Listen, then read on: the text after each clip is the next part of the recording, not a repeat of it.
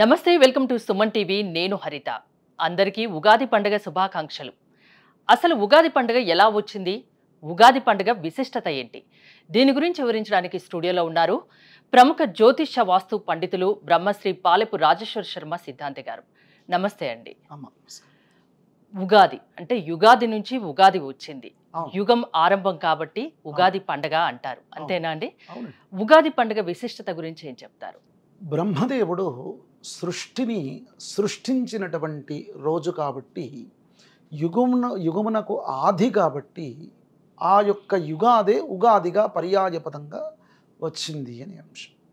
యుగాంతర ధర్మాలు ఏవైతే కృతత్రేత ద్వాపర కలియుగాలు ఉన్నాయో ఈ యుగాల్లో కూడా వివిధమైన ఉగాదులు ఉండేవి. వసంత పంచమి మిగతా వాటికి, కొన్నిటికి దసరా ఉగాది ఉండేది. కార్తీక మాసంలో అక్షతృతీయ ఒకరోజు ఉగాది ఉండేది.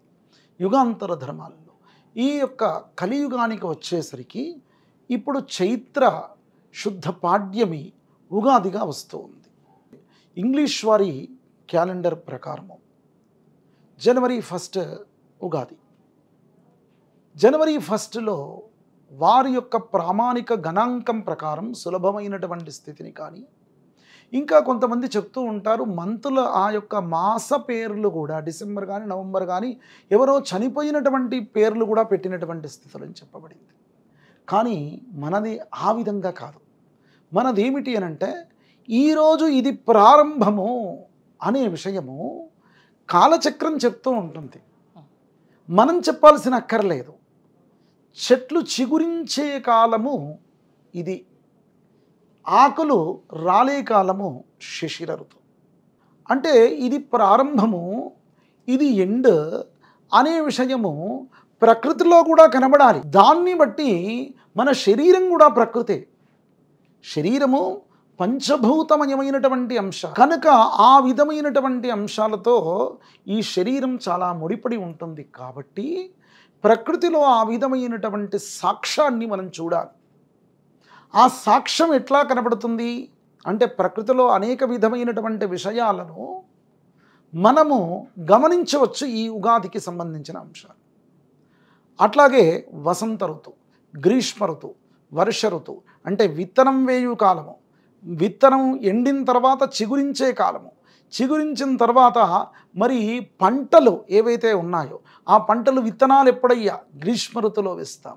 తర్వాత గ్రీష్మ ఋతువు అయిపోయిన తర్వాత పంటలు ఎప్పుడు పండుతాయి, ఎప్పుడు పుంజుకుంటాయి అంటే వర్ష ఋతువులో పుంజుకుంటాయి. తర్వాత శరదృతువు పంటలు, ఈ సామాన్యమైన పంటలు చేతికి వచ్చేటువంటి కాలము. కనుక ఈ ఋతుక్రమాలు కూడా మనకు ఈ ప్రకృతిలో ఉన్నటువంటి అంశాలను అవన్నీ కూడా ఇక్కడ స్పష్టీకృతం చేస్తూ ఉంటుంది. ఈ కాలంలో జనవరి 1 మాత్రమే సంవత్సరాది అనుకుంటూ ఉన్నారు. ఉగాది రోజు దేవాలయాల్లో కూడా ఎవరు కనబడట్లేదు. చాలా వింతమైనటువంటి విషయము. కనుక వాళ్ళందరికీ మనము అందివ్వాల్సినటువంటి అంశం ఏమిటి అని అంటే మనకు నూతన సంవత్సరం ప్రారంభము ఉగాదే. ఉగాది తప్ప సంవత్సర ప్రారంభము లేదు. మనం ఫాలో అయ్యే ఈ యొక్క ఇంగ్లీష్ సంవత్సరం ఏదైతే ఉందో మన సౌలభ్యం కోసం మాత్రమే.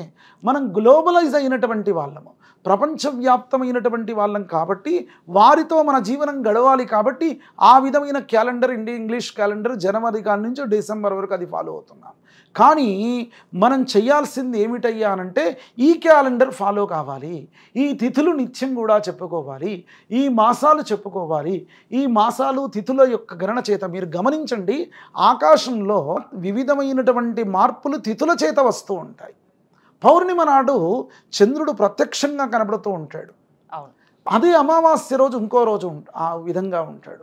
సప్తమి రోజు ఈ యొక్క చంద్రుడు అర్ధచంద్రాకారంలో కనబడుతూ ఉంటాడు. సముద్రపు ఆటుపోట్లు కూడా ఈ పౌర్ణిమ ఈ యొక్క అమావాస్య సందర్భంలోనే కలుగుతూ ఉంటాయి. డిసెంబర్ 31 ఏమీ కాదు, మన యొక్క గొడవలు తప్ప బయట కనబడేవి ఈ హిందువులందరూ తప్పకుండా తెలుగు నూతన సంవత్సరం ఉగాది కాబట్టి ఉగాదినే ఫాలో అవ్వాలి. ఖచ్చితంగా. ఇంకోటి ఈసారి క్రోధినామ సంవత్సరం. నిజంగా అందరికీ కోపాలు ఏమైనా ఎక్కువ అవుతాయా? మన తెలుగు రాష్ట్రాలు ఎలా ఉండబోతున్నాయి? క్రోధినామ సంవత్సరానికి రాజు మంగళవారంతో ప్రారంభమైంది. మంగళవారం కూడా ఆయన అత్యంత క్రోధంగా ఉండేటువంటి వారే. ఎవరు? మంగళుడు రాజయ్యాడు కాబట్టి ఆయన సస్యాధిపతి, అపర సస్యాధిపతి కూడా ఆయన్నే అయ్యాడు. కొన్ని ఇబ్బందులు తప్పవు. ఆ ఈడీ లాంటివి ఏవైతే ఉన్నాయో ఈ కాలంలో రాజకీయ నాయకులపైన కానీ అనేక విధమైన కేసులు కానీ ఆర్థిక నేరాలను పట్టుకునేటువంటి వారి సంఖ్య ఎక్కువ అవుతుంది. సామాన్య ప్రజలు సుఖ సంతోషాలతో ఉంటారా? సామాన్య ప్రజలు ఖచ్చితంగా సుఖ సంతోషాలతో ఉంటారు. ప్రకృతి విపత్తులు ఏమైనా ఉంటాయా? ప్రకృతి విపత్తులు అనేటువంటివి లేవు, కానీ నీటి గొడవలు ఎక్కువ ఉండడానికి అవకాశము, అనావృష్టి చాలా కలగడానికి అవకాశం అనేటువంటిది ఉంది. ఈ సంవత్సరంలో, ఈ క్రోధినామ సంవత్సరంలో సైనికులు రాజు అయ్యాడు కనుక సైనికుల యొక్క బలం అనేటువంటిది, పోలీస్ వ్యవస్థ అత్యంత పటిష్టమనేటువంటిది అవుతుంది. కనుకనే మన యొక్క భారతదేశం కూడా ప్రపంచ దేశాల్లో అంటే ఆర్థికంగా ఉన్నతంగా ఎదగడం అనేటువంటిదే చూస్తూ ఉన్నారు, కానీ సైనిక పరంగా కూడా ఉత్తమంగా మారడానికి రాబోయే కాలంలో ప్రప్రథమమైనటువంటి సైనిక వ్యవస్థ ఇదే అనేటువంటి విధంగా కూడా కావడానికి ఇది నాందీపూరితమైన సంవత్సరం అని అనుకుంటున్నాను. కనుక గొడవలు ఉంటాయి, కొంచెంగా అనావృష్టి కూడా సంభవించే అవకాశం ఉంది అని చెప్తున్నారు, అంతేనా? ఖచ్చితంగా నీటి ఇబ్బందులు ఎక్కువగా ఉండడానికి అవకాశం ఉండేటువంటి సంవత్సరము.